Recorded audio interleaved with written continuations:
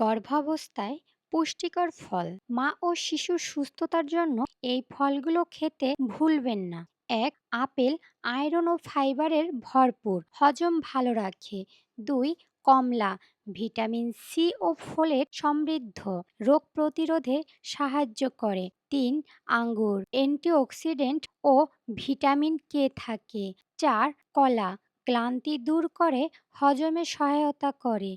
পাঁচ, আনার আয়রন ও অ্যান্টিঅক্সিডেন্ট ভরপুর। ছয়, পেঁপে পাকা পাকা পেঁপে হজমে সহায়তা করে, কাঁচা খাবেন না। সাত, বেরি জাতীয় ফল শিশুর ব্রেইনের জন্য ভালো।